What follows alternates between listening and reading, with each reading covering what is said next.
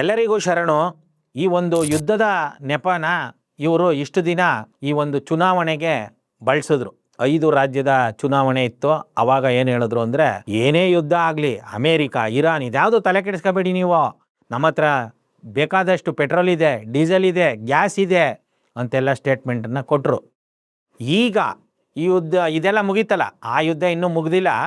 ಇಲ್ಲಿ ಏನೊಂದು ಚುನಾವಣೆ ಮುಗೀತು 5 ರಾಜ್ಯದ್ದು. ಇವರಿಗೆ ಬೇಕಾದಂಗೆ ಎಲ್ಲ ಕಡೆನೂ ಮಾಡ್ಕೊಂಡ್ರು ಆ SIR ಮೂಲಕ. ಬೇಕಾದಂಗೆ ಅಂತಂದರೆ ಕೆಲವು ಕಡೆ ನೀವು ಬೇರೆ ಬೇರೆ ಪಾರ್ಟಿ ಬಂದಿದೆಯಲ್ಲ ಅಂತ ಹೇಳ್ಬೋದು. ಅದನ್ನೇ ನೀವು ಆಲೋಚನೆ ಮಾಡಬೇಕು. ಇವರನ್ನು ಮಣಿಸುವಂಥ ಶಕ್ತಿ ಎಲ್ಲೆಲ್ಲಿ ನೇರವಾಗಿರುತ್ತೋ ಅಲ್ಲಿ ಇವರು ನೇರವಾಗಿ ಆ ಒಂದು ಪಾರ್ಟಿಗಳನ್ನ ಮಣಿಸ್ತಾರೆ. ಇಲ್ಲ ಅಂತಂದಾಗ ಇವರ ಪ್ರೈಮ್ ಆಪೋನೆಂಟ್ ಅಂದರೆ ಮೊದಲ ಶತ್ರುಗಳು ಯಾರಿರ್ತಾರೆ ಅವ್ರನ್ನ ಬೇರೆಯವರಿಂದ ಅವರು ಸೋಲಿಸ್ತಾರೆ. ಉದಾಹರಣೆಗೆ ತಮಿಳ್ನಾಡಿನಲ್ಲಿ ಇವರ ಆಪೋನೆಂಟು DMK. ಅದನ್ನು ನೇರವಾಗಿ ಇವರು BJPನ ಗೆಲ್ಲಿಸಿ ಮಾಡಿಬಿಟ್ರೆ ಜನ ದಂಗೆ ಎದ್ದು ಬಿಡ್ತಾರೆ. ಆ ಕಾರಣಕ್ಕೆ ಏನು ಮಾಡಿದ್ರು, ಯಾರೋ ಒಬ್ಬ ಸಿನಿಮಾ ನಟನ್ನ ಆತನ್ನ ಗೆಲ್ಲಿಸಿದ್ರು. DMK ಸೋಲಿಸ್ಬೇಕಾಯ್ತು, ಸೋಲಿಸಿದ್ರು. ಇನ್ನು ಕೇರಳದಲ್ಲಿ ಇವರ ವಿರೋಧಿ ಕಾಂಗ್ರೆಸ್ ಅಲ್ಲ, ಕಮ್ಯುನಿಸ್ಟ್ ಪಕ್ಷ ಇಡೀ ಇಂಡಿಯಾದಲ್ಲಿ ಎಲ್ಲೂ ಇರಕೂಡ್ದು, ಕೇರಳದಲ್ಲಿ ಆ ಥರ ಮಾಡಿದ್ರು. ಇನ್ನು ಬೇರೆ ಬೇರೆ ರಾಜ್ಯದಲ್ಲಿ ಇವರ ಆಪೋನೆಂಟು, ಇನ್ನು ವೆಸ್ಟ್ ಬೆಂಗಾಲಲ್ಲಿ ಮಮತಾ ಬ್ಯಾನರ್ಜಿ ಅವ್ರನ್ನ ಈಗಾಗಲೇ ಅವರ ಪಾರ್ಟಿಯಿಂದನೇ ಯಾವನೋ ಒಬ್ಬನ್ನ ಎತ್ತಾಕೊಂಡು ಕಳೆದ ಬಾರಿನೇ ಒಂದಷ್ಟು ಪರ್ಫಾರ್ಮೆನ್ಸ್ ಮಾಡಿದ್ರು, ಅಲ್ಲಿ ಆ ರೀತಿ ಮಾಡಿದ್ರು. ಈಗ ಈ ಕಾಂಗ್ರೆಸ್ಸಿನ ಲೀಡರ್ಗಳು ಏನು ಹೇಳ್ತಾರೆ, ಈ ಎಲೆಕ್ಷನ್ ಮುಗಿದ ತಕ್ಷಣವೇ ನೋಡಿ ಈಗ ಎಲ್ಲಾದ್ರದ್ದು ಬೆಲೆ ಜಾಸ್ತಿ ಮಾಡಿಬಿಡ್ತಾರೆ. ಇಷ್ಟು ದಿನ ಸುಮ್ಮನೆ ಇದ್ದರು. ಹೌದು, ಅವರು ಹೇಳಿದ್ದು ಸರಿ ಇದೆ.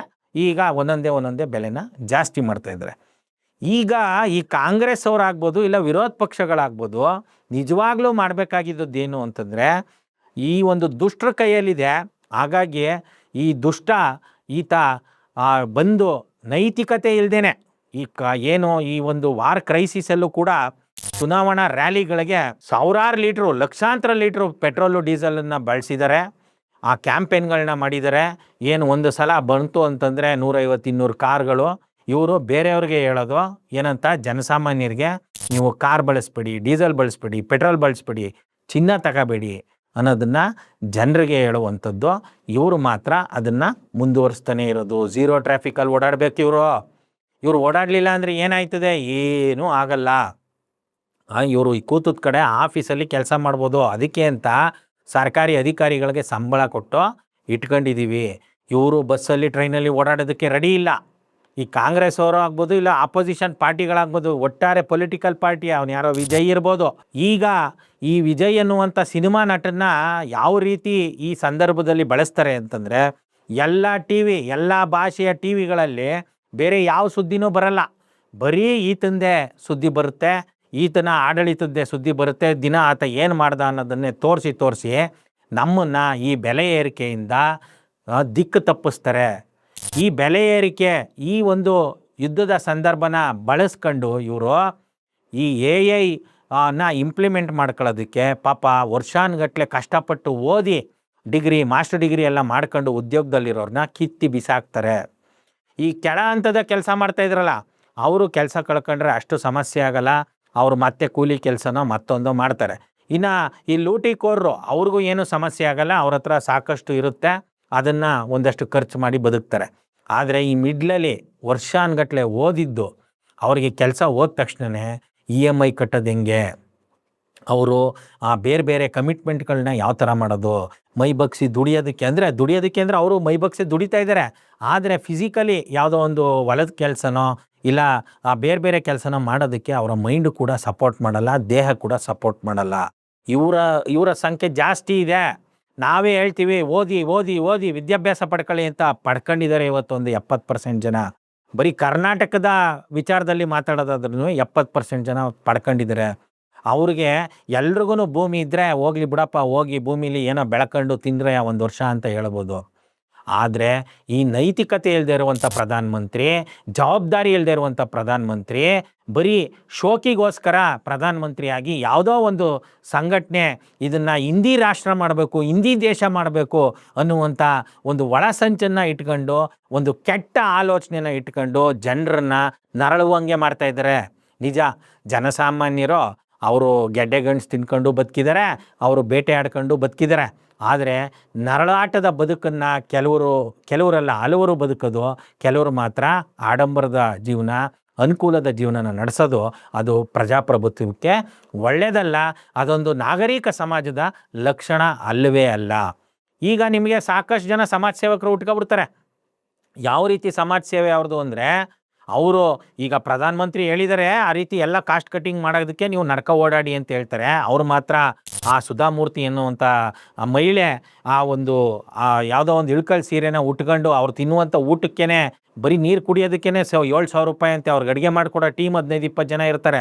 ಆ ದಿನಕ್ಕೆ ಊಟಕ್ಕೇ ಅವ್ರು 20,000 ಖರ್ಚು ಮಾಡುವಾಗ ಇವರು ಬೋಧನೆ ಕೊಡೋದು ಸರಳತೆ ಬಗ್ಗೆ. ಆ ಫೋಟೋಗೆ ಆ ಸೀರೆ ಮಾತ್ರ ಸರಳವಾಗಿ ಕಂಡುಬಿಡುತ್ತೆ.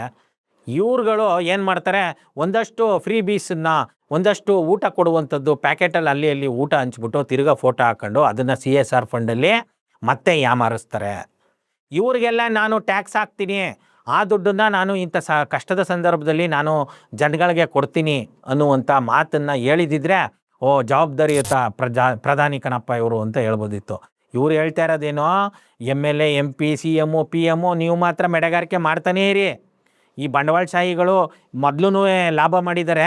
ಆ ಅಮ್ಮ ಯಾರೋ ಒಂದು ಹೆಣ್ಮಗು ಅಂಬಾನಿನೋ ಅದಾನಿನೋ ಮಗಳು ಎಷ್ಟೋ ಕೋಟಿದು ಸೀರೆ ಅಂತೆ, ಅದೊಂಥರ ತಲೆ ಮೇಲೆ ಒಂದು ಇದ್ರ ಥರ ಇದಾಗಿದೆ. ಅವ್ರ ಮೈ ಮೇಲೆ ಹಾಕಿರುವಂಥ ಒಡವೆ ಎಲ್ಲ ಒಟ್ಟಾರೆ ಒಂದು 4-5 ಸಾವಿರ ಕೋಟಿ ರೂಪಾಯಿ ಮೈ ಮೇಲೇ ಇದೆ. ಅಂಥ ಒಂದು ದುಸ್ಥಿತಿಲಿ ಇವರು ಅಂಥವ್ರನ್ನ ಬೆಂಬಲಿಸ್ತಾರೆ. ಅಂಥವ್ರಿಗೆ ಹಾಕ್ರಿ ನೀವು ಟ್ಯಾಕ್ಸು, ಅಂಥವ್ರಿಗೆ ಹೇಳಿ ನೀವು ಬಸ್ಸು ಟ್ರೈನಲ್ಲಿ ಓಡಾಡಿ ಅಂತ. ಈಗ ಇದು ಇನ್ನೂ ಒಂದು ಸಮಸ್ಯೆ ಏನು ಗೊತ್ತಾ, ಇವರೆಲ್ಲ ಪಾಪ ಇವರೆಲ್ಲ ಬರಲ್ಲ ಬಿಡಿ, ಈ ಲೂಟಿಕೋರೆಲ್ಲ ಬರಲ್ಲ ಬಸ್ಸು ಟ್ರೈನಲ್ಲಿ ಓಡಾಡೋದಕ್ಕೆ.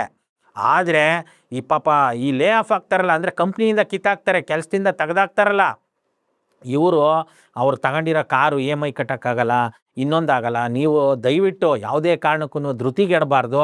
ಯಾರೂ ಕೂಡ ನೀವು ಕೆಟ್ಟ ಆಲೋಚನೆ, ನಾವು ಸತ್ತೋಗ್ಬಿಡ್ಬೇಕು, EMI ಕಾಟ ಈ ಥರದ್ದನ್ನು ಮಾಡೋಕ್ಕೆ ಹೋಗ್ಬಾರ್ದು. ನೀವೆಲ್ಲ ಈಗ ಸಂಘಟಿತರಾಗಬೇಕು. ಯಾವ EMIನೂ ಕಟ್ಟೋಕ್ಕೆ ಹೋಗಬೇಡಿ. ಅದಕ್ಕೆ ನಮ್ಮಂಥವರೆಲ್ಲ ಇದ್ದೀವಿ. ಸಂಘಟಿತರಾಗಿ ನೀವು ಕಾಂಟ್ಯಾಕ್ಟ್ ಮಾಡಿದ್ರೆ ನಾವು ನಿಮ್ಮ ಪರವಾಗಿ ಯಾವ ರೀತಿ ಕಾನೂನುಗಳನ್ನ ಮಾಡಿಸ್ಬೇಕು, ಯಾವ ರೀತಿ ಇದನ್ನು ಫೇಸ್ ಮಾಡಬೇಕು ಅನ್ನೋದನ್ನು ತಿಳಿಸ್ತೀವಿ. ನೀವೇ ಬಂದಿಲ್ಲ ಅಂತಂದರೆ ನಾವು ಹುಡಿಕೊಂಡು ಬರೋದಕ್ಕಾಗಲ್ಲ. ಅದು ನಿಮ್ಮಲ್ಲೂ ಮಿತಿ ಇದೆ. ನೀವುಗಳೇ ಆಯ್ಕೆ ಮಾಡಿರುವಂಥ ಪ್ರಧಾನಮಂತ್ರಿ ಈತ. ನಿಮ್ಗಳಿಗೇನಿತ್ತೋ, ನೀವು ಕಷ್ಟಪಟ್ಟು ಓದಿದ್ದು ಬದುಕ್ತಾ ಇದ್ದದ್ದು ಇದೆಲ್ಲ ಮರ್ತುಬಿಟ್ಟು ಆ ಒಂದು ಆಡಂಬರದ ಜೀವನಕ್ಕೆ ನೀವು ಅಡ್ಜಸ್ಟ್ ಆದ್ರಿ. ನೋಡಿ, ಮೊದಲೊಂದು ಸಲ ಡಿಮಾನಿಟೈಸೇಷನ್ ಅಂತ ತುಂಬ ಕಾಟ ಕೊಟ್ಟರು. ಅದಾದಮೇಲೆ GST ಕಾಟ, ಅದು ಈಗಲೂ ಮುಂದುವರಿತಾ ಇದೆ. ಅದಾದಮೇಲೆ ಕೋವಿಡ್ ಸಂದರ್ಭದ ಲಾಕ್ಡೌನು, ಈ ರೀತಿ ಕಾಟ ಕೊಟ್ಟು ಅವರು ಮುಗಿಸ್ತಾ ಇದ್ದಾರೆ ನಿಮ್ಮನ್ನು. ಆದ್ರೂ ನಿಮ್ಮಲ್ಲಿರುವ ಮುಸ್ಲಿಂ ದ್ವೇಷ ಇವರೇ ತುಂಬಿದ್ದಾರೆ. ನಿಮ್ಮಲ್ಲೂ ಕೂಡ ಸಾಕಷ್ಟಿತ್ತು.